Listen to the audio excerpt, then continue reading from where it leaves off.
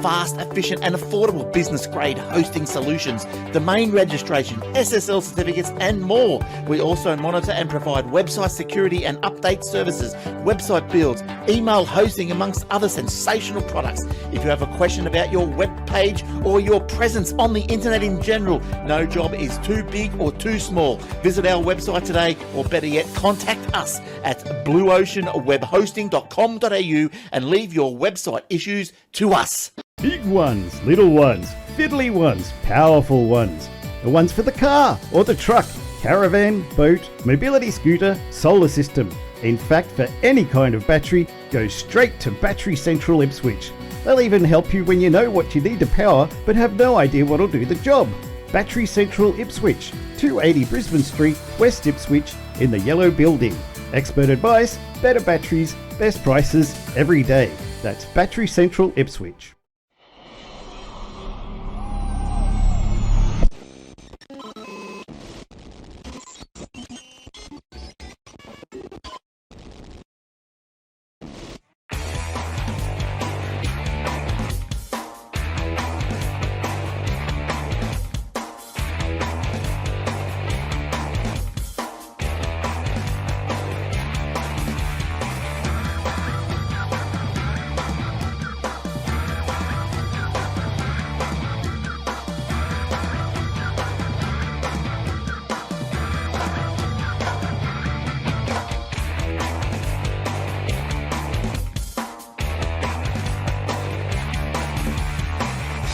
Welcome to episode 766 of the Aussie Tech Heads. I'm Jason Oakley and this is Will Tompkinson. Hey Will.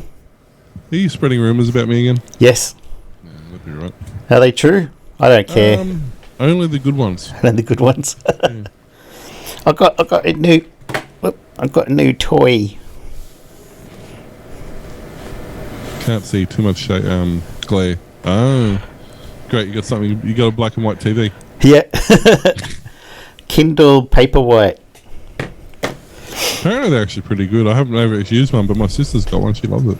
Yeah, I got one, just the normal Kindle years ago for Mum because she had these books she's trying to read up close and they're too heavy and they fall down and stuff like that. And I was like, why don't I get your Kindle for your birthday or something?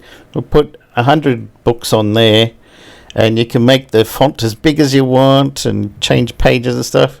Oh yeah, I'll give that a go. She loved it. She used that one for like 2 or 3 years until it died and then got another one. And then used that for ages until it died and then got another one and she just loves it. This one I found has got Audible built into it. So if I got a book that's available through Audible, I've paired up the Kindle to my Google Home and it can play through the Google Nest Mini. Yep. And read out the book to you. I'm like, oh, I didn't even think it had that on these. Yeah, Audible itself can do that too. Just the Audible app can do that. Yeah.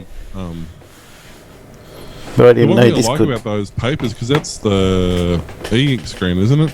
Yeah. So it only uses battery when it updates the screen. That's right, yeah, so it lasts forever. Yeah. And it uses USB-C, which my phone does, so if I read it and it's running out, I go to sleep, because I'm doing this to try and wind down before I go to sleep at night, so I read a book for half an hour, and as you saw, Ready Player 2 is the one I'm currently checking out. Yeah. And in the morning, I take my phone off the charger. I could just whack this on there and let it charge up through the morning, and then it's ready to go at night again. It wouldn't take... they do have a fairly large battery, I think, because, like, there's nothing else to put in there. There's a small Wi-Fi chip and a Bluetooth chip. And but it feels lighter than my phone, and it's less awkward to hold as well. Yeah, there's not much happening in there. There probably is a fair decent battery in there. Yeah, because I'm looking at my phone at night with Twitter and Facebook, and then my hand starts cramping up, so I switch over to this one till it does, and then switch back. I'm like, I need something else, and also it's just so much easier to read. Is that backlit, or does it need a light on? No, it's got its own light built into it. That is backlit. Yeah, it's got front lit too. Oh, okay. Because I think the original black e-ink one they did Didn't. that was the biggest complaint with it, was to read it at night you had to have a light on. Yeah, where you could get a little clip-on light with a battery on it. But It works so well with the Game Boys. yes. But they also got a new one that I saw called the Kindle Oasis. Ah, sorry, just bumped my mic. The Kindle Oasis, which you can read in the bath or the swimming pool, and it doesn't matter if it lands in the water because it's 100% waterproof, down to like 3 meters or something for half an hour. Just still touchscreen? Yeah. Yeah. Yep. That's. I mean, if you're making a sealed device, it's not. I mean, the Oasis does have a forward and back button if you want to use those. Yeah. So most phones, the reason they're not waterproof is because they've got a charger port, they've got a headphone port, they've got a speaker port, they've got all these things that the earpiece, the microphone. So they can make them sort of water resistant, but you can't really make them waterproof. But if you've got something like that, then and it also does seal it. key charging, so you can do wireless charging. Yeah. So you wouldn't even need to plug it in for anything, and it does auto screen rotate and stuff. Well, they do that so they can keep it sealed, see, because you don't need to have a cable plugged in. Yeah, great idea. And then you can set it so that as the sun goes down, it slowly changes to a sepia colour, so it's not so bright on your eyes. And I read that in bed with the light off last night, no problems for half an hour. So yeah, it's a really good way to relax and finish off your day. But I didn't. The Oasis is like $400.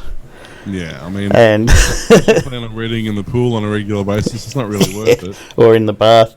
I haven't got a bath. I just got the shower, and I'm not going to read in there.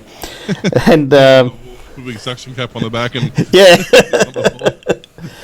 So I got the Paperwhite, which is they have the Paperwhite Signature, which does a couple more funky things, and the original and the Oasis. I didn't want to get the plain original one. It looks too bulky and plasticky and cheap, but this one's 8 gigs, which hold a ton of books, and it works really well. So I'm very happy with that. There was one I was looking at. I can't remember what it was. I was looking at getting it for Son because she likes reading, but it also had a pen. Oh, yeah. Like it had basically paint programs as well, so you could colour and draw and stuff. Oh, is it like Kobo or something? This one, when I installed it, I ran the software update and it said these always had an experimental browser in it. Okay. But this one actually says now enabled with this update web browser. So you can look at websites and stuff on there as well. Yeah, I haven't tried it. They look great at, black and white at, whatever low resolution that screen is. Yeah. You're alright to check emails or something, I guess, but you wouldn't want to click on something that's got... It probably doesn't even have a function to even play audio or video through a website anyway. No, the screen wouldn't refresh fast enough. But I did see... There was a news story I saw online while I was looking around, and there's an e-ink display that's just been released that is fast enough to refresh to play video. Yeah, I think it's 25 frames a second or something. Probably, yep. It's not huge, but I mean, that's enough, Yeah. You're watching basic stuff. Well, this is the thing I don't understand. Like, you've got your phone and you have an option to watch a YouTube video on 4K. Yep. But why? You can watch it in 360. You can tell it's in 240. Yeah. You can kind of tell it's in 360. By the time it hits 480, you can't tell it's in 480. Like, what do you need 4K for? The density of the pixels, man, it's so crisp. I don't care. Most of the movies I watch, I got a 1080p TV there. Most of the stuff I watch is 720p. Just about everything we watch. A lot of the stuff we watch is on 480. Just because the actual quality of the video is no different, and just oversampling it and making it fuzzy. Yeah. But 720 is absolutely, I've got a 60-inch TV, and I honestly can't tell the difference between 720 and 720 and 1070. 720 and 1080. See, that's the difference. I've only got a 50-inch. I only got a little one. You got a big one. We had a 50. I've still got it, 54, I think, inch. The last plasma that Samsung. Oh, right. And I still got it. But man, you loved your plasmas. It gets so hot. It's great in winter. Yeah, they are. They're a heater. I love plasmas because they had a true black. Yep. The problem with an LCD TV or an LED TV, either case, you don't have a true black. You just turn the pixels off. Yep. You backlight nothing, and you don't get a true black. You get kind of a greyish black. Yeah, a bit of light bleed. You know, whereas CRT TVs had a true black. Yep. And plasmas have a true black. Yep. You know, and if you're really, really, a moviephile and you like having a proper home theater, then a lot of the really expensive home theaters still use CRT projectors. Yep. Because they can project the black. Whereas when you're watching an LCD projector, you're not getting a projected black. You're just getting an absence of an image. Yeah. So yeah, that's why I liked them. But man, they chew the power because they're they use 10 times more power than LCD TV, and half of that dissipates in heat. Yeah. Oh look, Xiaomi's got an ebook reader.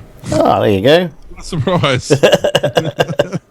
Who would have thought? Probably reads PDFs and Mobi and EPUBs, all that you need. $140. Nice.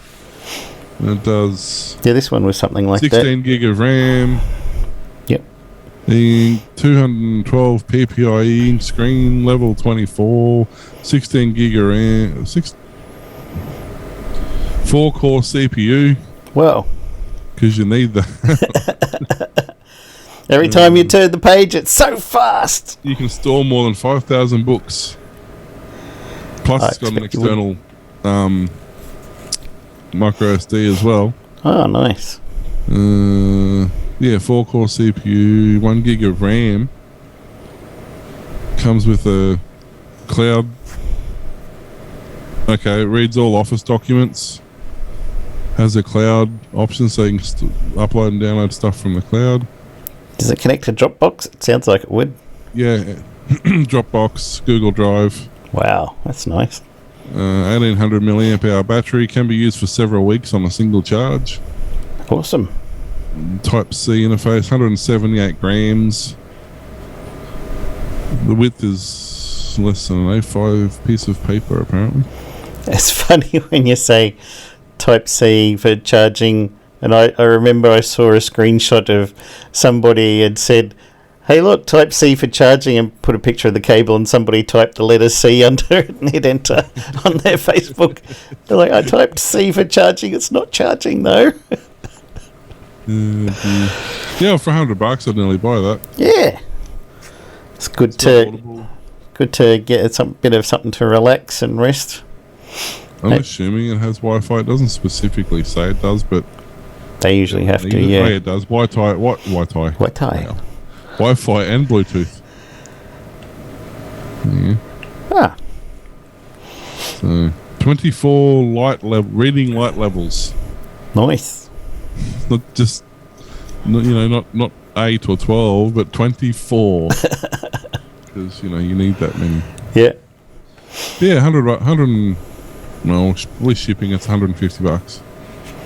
Maybe when I get the main bathroom remodeled and put a spa in or something, I'll get the Oasis, and then I can sit in the... Wouldn't it be better having a Kindle Oasis if you're reading Ready Player 2? Because that's based on the Oasis, right? Oasis, yeah. Every time you say Oasis, that's what I think of. Is that bad? No, that's how it should be. They reference Hitchhiker's Guide to the Galaxy in there, and Brainstorm, which is one of the movies you were telling me about, and what is it? Level 13 or something? Yeah, that's a weird movie. Have you watched that yet? No. I watched the first 15 minutes and I was like, huh? Don't worry. I thought I was watching the wrong movie because it starts out in black and white and stuff, yep. and like a detective's office or something. I'm like, I'm googling, what is this movie? okay, no, that's right. That's how it starts. Yeah, that's how it starts. Yeah. And Brainstorm- 13th floor. 13th floor, yeah. Brainstorm was one of Halliday's favourites, apparently. Have you watched it yet, or it's on your to watch list? Okay. I got 4 days off work. It starts interestingly, early sort of going. This must have been that era, because 13th floor is similar. It's a couple of years later, but it's around the same sort of time frame. Yep. It must have just been that era to make really weird. Existenz. It's like tech movies. Yeah. So but now we get stuff like The Matrix. Watch those, and I can actually talk to you about them. Yeah. I'll know what you're talking about for once. So yeah, well that's the thing. Got 4 days off now. I'm going to watch Baby Driver is on my to watch list. That's a good one. I like that one. Yeah, I've been meaning to watch it since it came out. I just haven't. We're going to try and catch up on Upload. Yep. Got to catch up on that. Season 2 of Upload's out, and it's probably nearly finished by now. Probably, yeah. Got to catch up on that one. Sadly for me, Snowpiercer season 2 finished, so yep, I'm into Better Call Saul at the moment. I'm going to do... When's Orville? June, July. Yeah, something like that, yeah. The last one? Yeah, I know. Well, not 100% guaranteed, probably. But most likely the last one. Yep. So that'll be disappointing, but at least we get to that. At least he gets to round it off the way he wants it to. Yeah. Don't just keep milking it like Blacklist, which the main character quit. The guy who created it quit. That happened with... That's what killed off... something else I was watching. Was it MacGyver? Yep. I don't know if it was MacGyver, but it was same time frame. It might have been MacGyver. It was the same time frame. Yep. And that's basically what happened. The librarians. Right. Like the main, like this guy started doing this series, and this guy went to this series, and this guy went to this series, and the producer started directing this show, and then they went, it's time for the next season. They went, busy. Oh, we'll do it next year, and they just sort of fell out. That never happened. Like the show's technically not cancelled. Yeah. It's like the next Sherlock movie. Like it's technically not cancelled. Don't bring that up. One day I'll watch them again for something to do and reminisce about. You've got to, every time a new one comes out, you have to watch them because it's been that long you can't remember what's going on. Yeah, exactly. That's what happened with the Ozark. I'd watched it for a few seasons and then it wasn't... I was waiting for the next one, and then apparently the next one went and I started watching season 4 and I'm like, I don't remember any of this shit. So I went back to season 3. I'm like, nope. Okay, let's go back to season 1 and just start watching all the way through again. I've got to do that with Mr. Robot because it's been that long since I've watched it. I've got to go back and start again before I continue on with that one. Even then you won't know what's going on. No, I still don't understand. I think I have a better idea now than I did, but I still don't think I understand it. Yeah. Rami Malek's a lot bigger now. He's great. He's everywhere.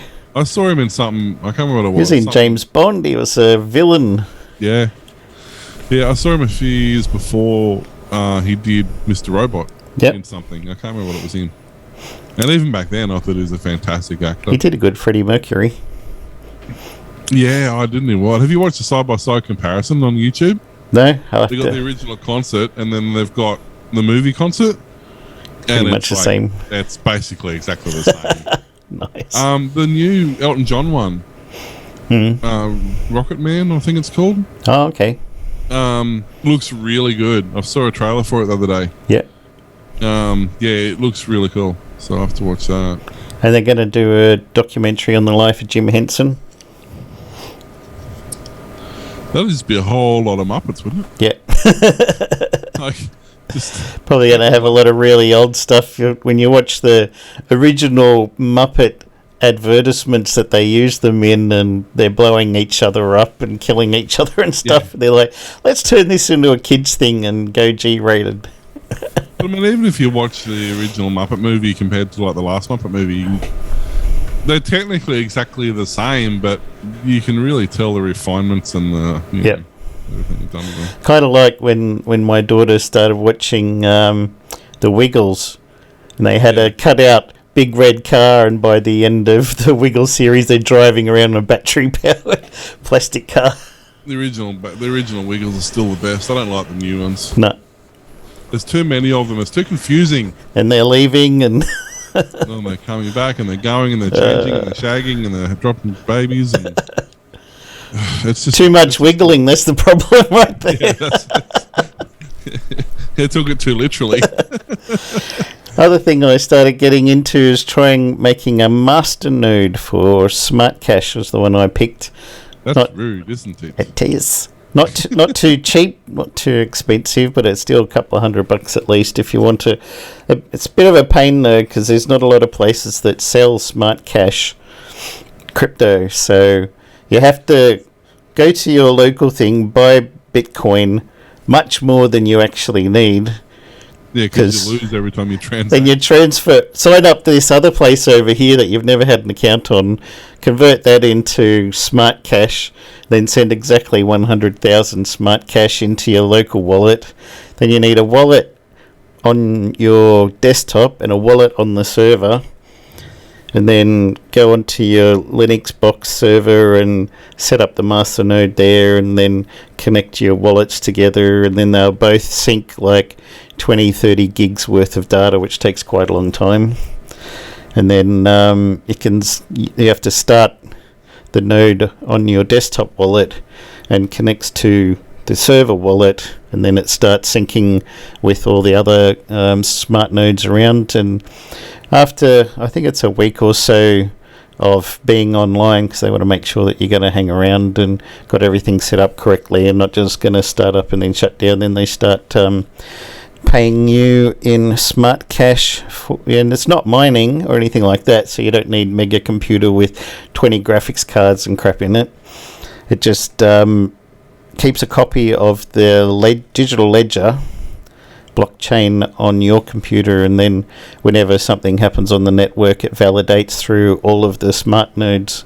And the idea is, unless you own like 51% or more of the master nodes, which is very unlikely, then you can't make any changes that's going to override everything. So you can't just go, I'll just give myself 1 trillion Smart Cache overnight, because you would have to have consensus of over 51%, and when it connects to all the other servers and they go, no, that block's wrong, they'll just delete it, and then you haven't hacked anything at all. So anyone can join. They've got lots of guides. There's a Discord channel, and yeah, I just thought it'd be something interesting else for me to try, since I started mining again in the last week or so, just for something interesting. Although I had the ASIC going in the garage for a couple of days, and then when it was sunny, and then it went back to raining every day, so I switched that off because it uses so much electricity. But my desktop computer here, I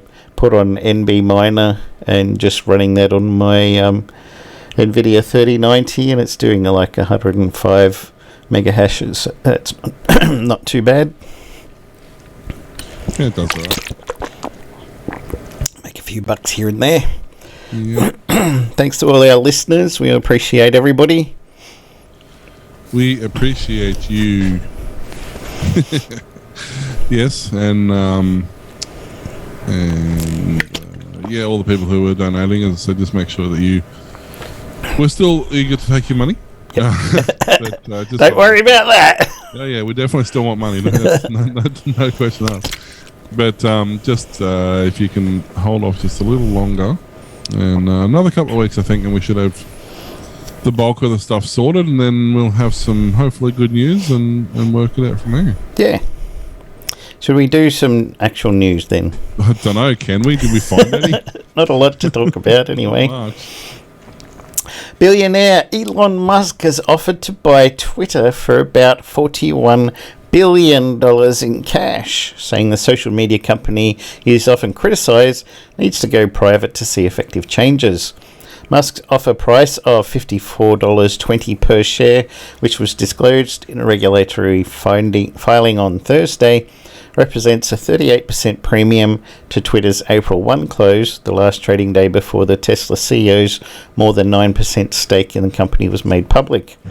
The total deal value was calculated based on 763.58 million shares outstanding, And Musk rejected an offer to join Twitter's board earlier this week after disclosing his stake in the company, a move which analysts said signalled his intention to take over the company, as a board seat would have limited his stake to just under 15%. Since making my investment, I now realise the company will neither thrive nor serve this societal imperative in its current form. Twitter needs to be transformed as a private company, Musk said in a letter to Twitter chairman Brett Taylor. My offer is my best and final offer, and if it's not accepted, I'll need to reconsider my position as a shareholder, he added. So, take it or leave it. I mean, the thing is, like, you got to think what the shares didn't they basically double overnight when he bought his shares? Something like that, yeah. Well, they went stupid, and they're slowly dropping because Twitter didn't capitalise on it, didn't do anything. No. So the shares are going slightly backwards. So if he sells, can you imagine? Okay, it might have doubled when he bought 10%, but can you imagine how much the shares will tank if he sells 10%? Yeah. They're not just probably half, what you can hold over them. Yeah, well, it's not really. I mean, he's stating a fact. He's like, if I can help you or I can not help you, it's your choice. Mm. It doesn't worry me, because he's often said he'll just go and start his own version of Twitter. So if they go, no, sorry, not interested, he'll go, yeah, no worries. Catch on the flip side, Now you can log on to Musker. Muskie. Have you been on the Muskie lately? I suddenly don't. I don't like that. That's like somebody did that. I can't think who it was. One of the Bezos or one of the big guys. They started I don't think it was a company per se, but they started a website and it was like they did the same sort of thing with their name. They took their name and they tried to make it, you go Fred, you go Freddy, or they tried to do the same thing with that, and it was like .com. I'm like, did you actually know what you're like? Did you read that word aloud and understand the connotations associated with that word? Yeah. Do you really think people coming to this website are coming here because of your name or because of the name? It was a pretty. I can't remember exactly the name, but it was a pretty. What's the word? Double entendre word. Oh, right. Yeah. I'm like, yeah. Anybody who visits this site isn't coming here on purpose. No. Maybe that's what they want. Yeah. Well, it's a good way to drive traffic, isn't it? I suppose. Yeah. So I guess. Google's proven time and time again that you don't need to spell a word right to have traffic there. No, that's their whole business. Yeah, they've literally made their entire business out of spelling. The ironic is they've made their entire business about searching for stuff by spelling a wrong word. Yeah. So. Okay, if you Google, does it suggest Google? Google. Google? Well, I don't know. When I do... Actually, it's funny. If I Google, it just comes up as google.com as a paid ad, and then it comes up Chrome, I think, is the next one. But if I use DuckDuckGo, which is what I primarily use, when I actually type in Google, its first result is how to avoid using Google. And then its second result is google.com.au. Oh, right. Not just google.com, which Google comes up as google.com when you Google it. Yeah. So it's interesting how DuckDuckGo prioritizes the .com.au. They did a joke on the IT crowd and said that if you Google, you break the internet. Not far off it. So Jen went into a company meeting and said that. People are like, no, I don't think that's right. She's like, no, it's true, because the guys in the basement told us so. Then she they laughed their heads off. There's some truth to it. It certainly would technically put you into a recursive loop, but... Have you Googled recursive? Do you recursively Google? Yeah. It says, did you mean recursive? Then press the I'm feeling lucky button and takes you back to the search engine with recursive written. Would that be deja vu? Those funny guys. So I'm just waiting. Speaking of Google, just waiting. for Chrome to respond instead of going, Chrome is not responding right now. Would you like to wait or close? Yes, can I please close the 47 tabs I have open? Because I don't need any of those at the moment. Nah. Okay, so while we're on the subject of social media, this is funny because when I'm using the YouTube app on my phone or wherever I'm using the app, I always get bloody TikTok ads. Oh, yep. All the time. And they're like, do you know that 76% of Americans who have seen something for sale on TikTok have bought it? I'm like, okay, fine. Thanks. Yeah. But apparently TikTok now, their ad revenue will surpass Twitter and Snapchat combined in 2022. That's mad. April 11, Reuters. Video sharing app TikTok advertisement revenue is likely to triple in 2022 to more than 11 billion, exceeding the combined sales of its rivals Twitter and Snap, according to research firm Insider Intelligence. TikTok, which is owned by Chinese company ByteDance, there's a song about that, I think, is one of the world's most popular social media apps with more than 1 billion active users. Now that's Safety Dance. Yeah. Would have been a much more interesting song if it was ByteDance. TikTok's user base has exploded in the past couple of years, and the amount of time users spend on the app is extraordinary, said Deborah Aho Williamson. That's a good Chinese name you got going on there. Analysts and insiders. I'm not complaining, I'm just saying. Twitter is Snapchat. Crikey. Twitter and Snapchat are expected to generate 5.58 billion and 4.86 billion respectively in advertising revenue for 2022, with the combined value still less than 11 billion projected for TikTok. Wow. Nearly 6 billion, or more than half this year's ad revenue, is expected to come from the United States, despite regulatory concerns over data usage from being passed on to China. They own all the things. So they're complaining about WeChat, like, how dare you use WeChat, it's Chinese, and everyone, meanwhile, TikTok's just sitting over here going, yeah, just keep it, you just look over there. Yeah. Nothing to see here, move along. Nothing I must be one of the only people who don't use TikTok, hey? I don't use TikTok, I don't use Snapchat, I don't use Snapchat. What's the other one? I've only got WhatsApp because work people have had WhatsApp. I only used it because I think I've used it like twice. I actually, no, that's not true. I use it now because one of my suppliers uses it in China. Yep. They were using WeChat and then that went funky, so they switched to WhatsApp. Yep. Or I can use Baidu, but Baidu's painful. Baidu is basically Chinese Facebook. Yep. But you need they've locked it down in recent times, and you need to have a Chinese IP email address from a Chinese okay. internet provider. So when you're talking to a rep through WeChat or whatever you're using, they'll set up a Chinese email address for you and then give you that so that then you can use Baidu. Isn't that what happened to members of the Australian government? And then they gave away the account? That's right. Well, I have a Chinese email address. No, I have a Chinese email address now because they've set one up. William But the dumb part Wonkinson. is you can't use it outside of China because the ISPs are landlocked. So as soon as you're outside of China, even if you're traveling because you're a Chinese citizen who wants to travel around the world, you can't check your Gmail, your Chinese hosted email outside of China. So you've got to either use a VPN to check your email, or you need to have like a Hotmail account, which you can't set up in China. So you need a VPN while you're in China to set up a VPN or to set up a Hotmail account so you can use it when you're not in China, or you need to not be in China to set up your Hotmail account, or you need a VPN to your Chinese account. Crazy.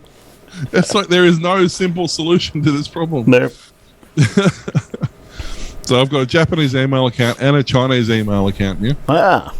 I don't know what either of them are or how to pronounce them, but I've got them. It's William Wonkinson. Well, my Japanese one was I needed one because when I imported the van, the auction house would only deal with Japanese ISPs. Yep. For security reasons, apparently. But you showed them. Yeah. So I had to set up a Japanese. Oh, the neat part is at least I can set up a Japanese account. Don't have to be in Japan, so that was good. And I got the Chinese one for WeChat and stuff like that. And I still hate that. It's a horrible program to use. It's so clunky, man. Yeah. And WhatsApp's no better. They're terrible apps. No. I probably should take them off my work phone. Probably, yeah. Just have them on Telegram. a burner phone. Well, Telegram's not too bad. I don't mind Telegram. I don't use it though. I don't. I have it because a couple of pages I used to follow on Facebook got booted off Facebook and they went to Telegram. Lapsus. Hey? Lapsus. Hacking group. Yeah, so I went to Telegram. I only use it for a couple of... Well, I don't actually actively use it. I just use it to read some stuff. I only used it for my 3D printer webcam so I could control it while I was not at home and watch what's going on. Oh, I forgot you could do that with it. Yeah. Yep. Octoprint's got a... Octoprint, yeah. Well, so they've changed that now too. You can do it directly. You can control that directly. Through I think is it a Samba server or an SMB server or something? Yep. SMB? Yeah. Yep, it's Samba. Yeah. So I'm just, that's what I've got to set up now. I've got to get all that set up. And Samba number 5. No one wants to be left behind in the metaverse. 2 more big companies tossed their hats, or at least dollars, into the metaverse ring on Monday, as North Carolina-based Epic Games announced a $2 billion investment that values it at $31.5 billion. Epic said the new funding will advance the company's vision to build the metaverse and support its continued growth. Under the terms of the agreement, both Sony and Kirkby, the family-owned holding and investment company behind the LEGO Group, each invest $1 billion. Just last week, Epic and LEGO announced a partnership in developing a family-friendly metaverse for kids. As we reimagine the future of entertainment and play, we need partners who share our vision. We have found this in our partnership with Sony and Kirkby, Tim Sweeney, Epic's Games CEO and founder, said in a statement.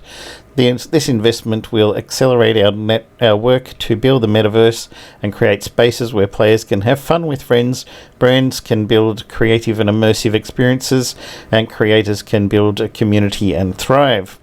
Founded in 1991, Epic is the creator of the Fortnite game. The company has raised more than $7 billion to date. there's speaking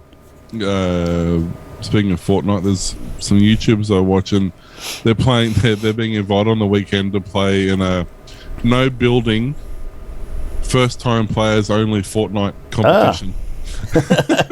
That's all the YouTubers who have never played it before and don't know how to play it.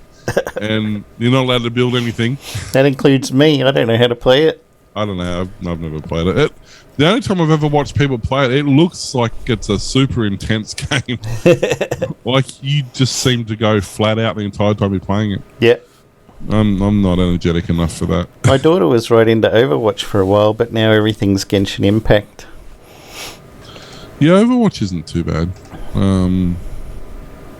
Once again, I haven't played it, but I've actually watched a few people play it, and it seems alright. Yeah. But I don't know. Although I was going to say I'm over shoot 'em ups, but I'm playing God of Duty at the moment. It's awesome. It's so much fun. It's way more fun than it has a right to be. Yeah. It's just like, it's obviously a rip off of like Call of Duty sort of thing, but it's like more like Arena Wars. Yep. You get spawned in an arena and you run around and get. It actually reminds me a lot of Quake the style of the game, except you're a goat. And you run around, you got like side mounted munitions. Yep. But if you want to, you can just press the shift and you can headbutt them and they just like fly off the arena. Like just super headbutt. Is this made by the Goat Simulator guys or something? I don't know who makes Call of Duty actually. I could look it up. It's only like a $7 game or something. Yep. Get it on Humber Bundle. No, I actually got it on Steam. But it really is a lot of fun. I don't know why, and I can't even tell you why it's fun. Just is. I just really enjoy playing it, and it's relatively easy to play. I mean, I'm not a very good sort of first-person shooter gamer, really. No. But it runs on, you know, on an older i3 2.6. Yep. Doesn't need much, you know, Intel, like in Graphics Pro 580. 4 gig of RAM, like it's not a real high. All right. It's by 34 Big Things. There you go. Is the name of the company. What are the other 33? I don't know. I was about to say, but is that a very specific like thing that they do? Or? Must be. Yeah, 34 Big Things. Ah, I've never heard of them actually. I have to No. admit. me neither. But yeah, it's good fun. Yeah. It's one of those random. I type in 34 Big Things and it comes up with the Big Four. Well, it's not. That doesn't sound like it. 34 Big Things SRI, makers of Readout. Readout. Sorry, my bad. Can't read Readout. Readout, what have they done? Show me. We're down a rabbit hole now. Deal with it. What's new? What have they done? They've done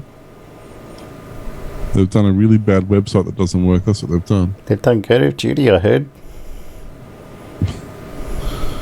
They've done Readout 2, Readout Space Assault, Super Inefficient Golf,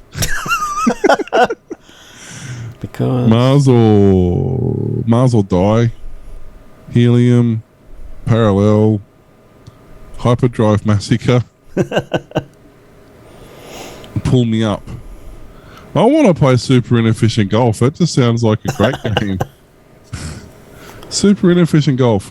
Why hit a ball with a metal stick when you can stick mines to your ball? right. Super Inefficient Golf improves upon the most inefficient game ever conceived by making it even less efficient. Master the art of carefully placing your mines, detonating them with expert timing, and boom. The game is divided into 2 phases. Set up your golf ball with mines, then blast it into space, or better, into the hole by detonating them. You have full control on which mines explode and when, which gives you a complete power over your rocket ball trajectory. It features 18 challenging holes, slow-mo and acrobatic aerial stunts, unbelievable views. So it's a game of blowing your balls up. Explosions, and more explosions. It's by Michael Bay, isn't it? Bernard Suits would be super happy with our luscious attire. All right, after the show's done, guess what I'm going to go and download? Pac-Man. Got it. Ah, Already got Pac-Man. It's a good game. yeah. Okay, so YouTube lately has been absolutely painful when it comes to anything at all that even remotely resembles a copyrightable song or material. No, you were right when you just said YouTube has got a problem with everything. Yeah, Just stop there. YouTube is a problem. It's a problem child of its own success, really. Yeah. And lately there's I don't want to get too deep into it politically, but lately there's a lot happening where people are recording police with their own, for their own protection or during police stops or whatever. You're pretty much allowed to. Yeah, well, exactly. You're allowed to, but some police don't like it because, well, actually most police don't like it because, well, they're police and they don't like being told they're wrong. But there's one copper who was in, where was he? Does it say? Santa Ana in California.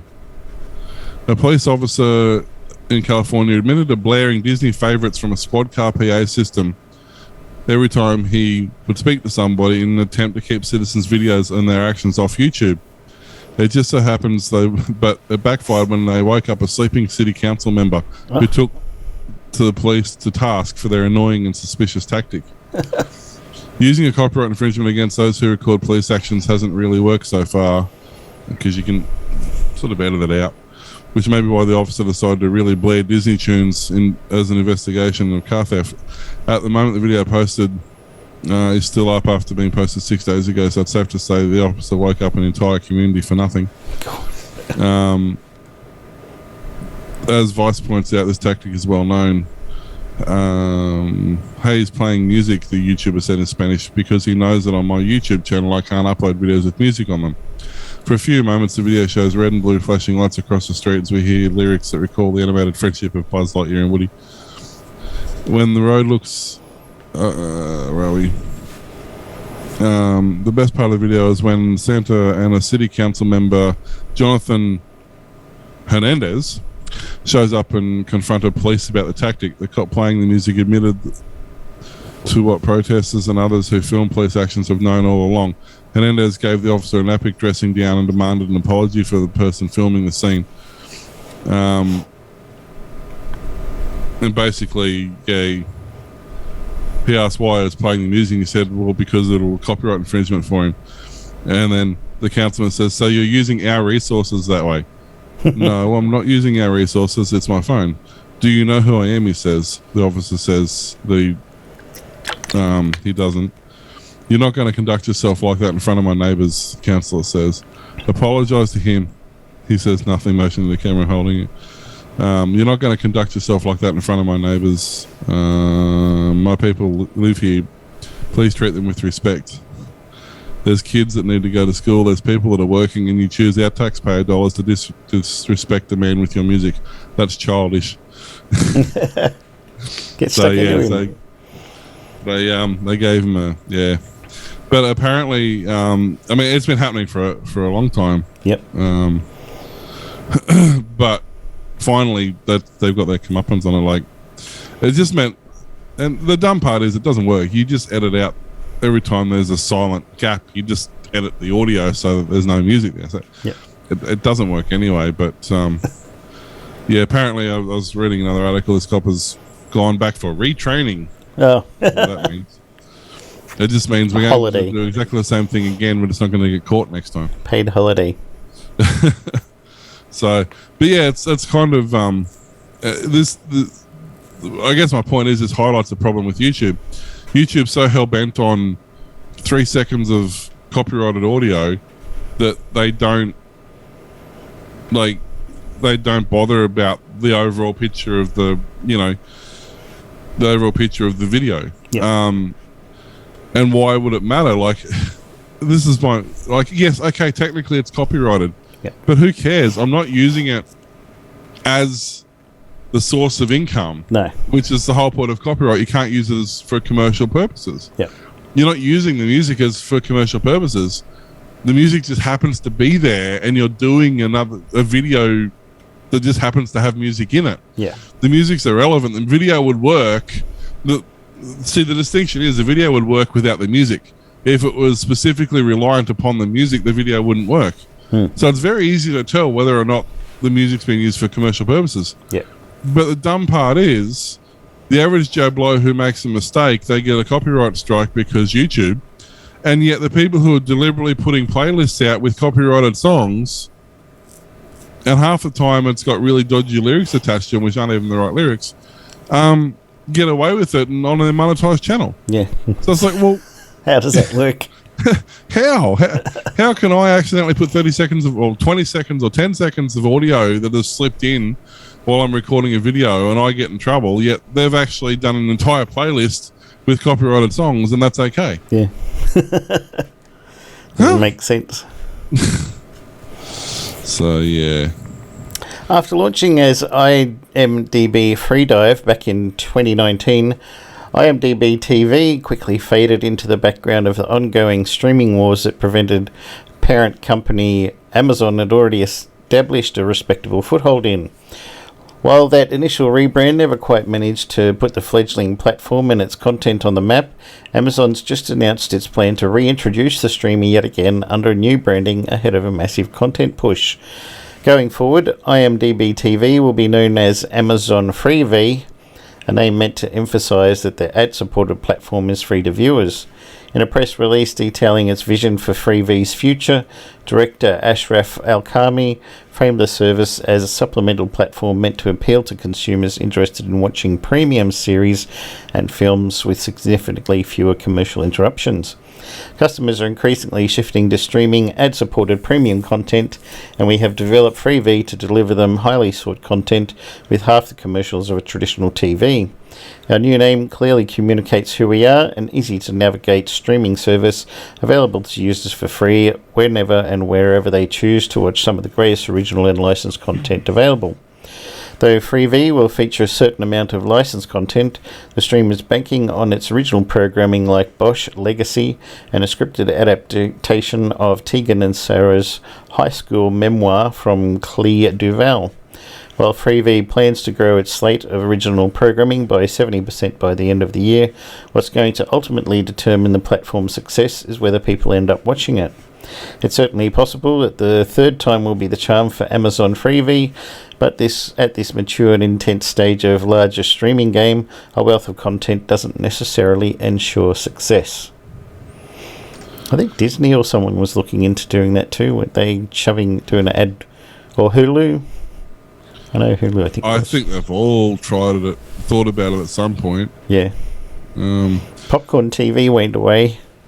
Is it just me, or did anybody else completely unaware that IMDb had a streaming service? I'd vaguely heard of it. Not much, though.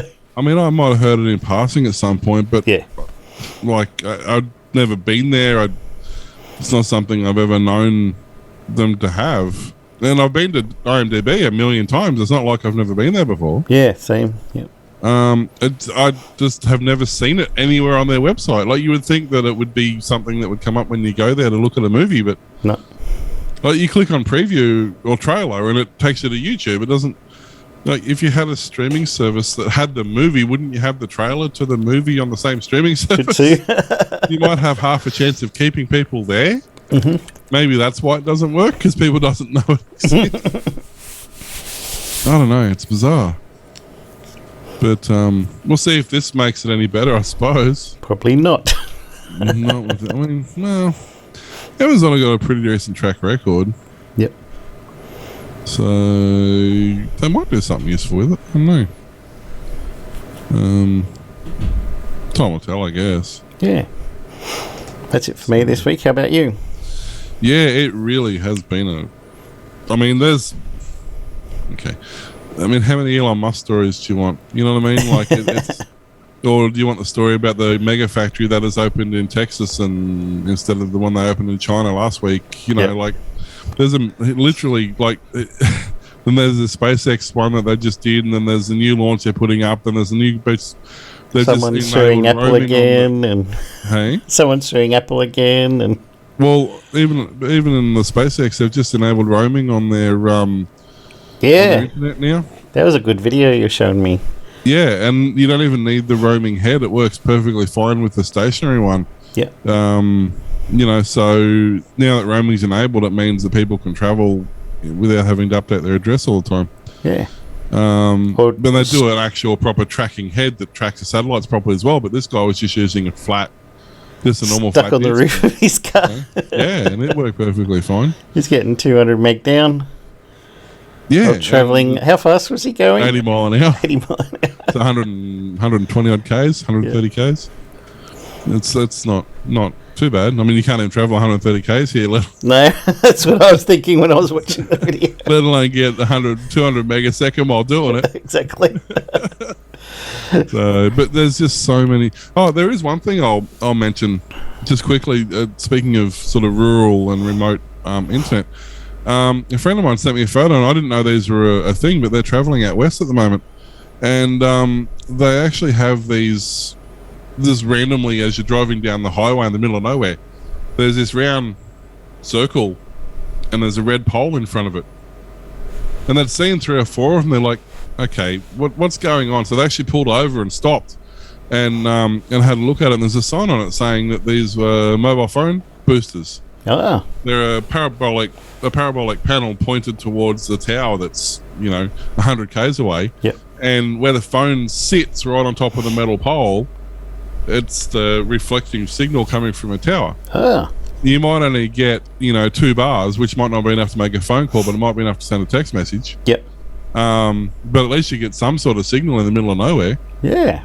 Which is pretty cool. So they're all popping up all over Australia now. They're across the Nullarbor and all sorts of stuff. Yeah. So the theory is that I think they put them every 10Ks or something, where they can. Like, obviously, still it's not going to be super. You're not going to have amazing coverage. Not like Starlink. No, but the fact that you can get 2 bars of signal, or even 1 bar of signal, really is enough to send a text message and receive a text message. Yeah. The fact that you can get that literally in the middle of nowhere. It's not like you're going to be watching HD YouTube clips or anything, but especially in an emergency, or if you just want to tell someone where you are, or you break down and need help, it's a great idea. That's good. So, thanks for listening to the Aussie Tech Head Show. We can be found at Facebook, Twitter, and YouTube. Email us wheelerwarlock@aussietechheads.com.au and go to aussietechradio.com 24/7 playback of tech related shows. See you next time. Bye.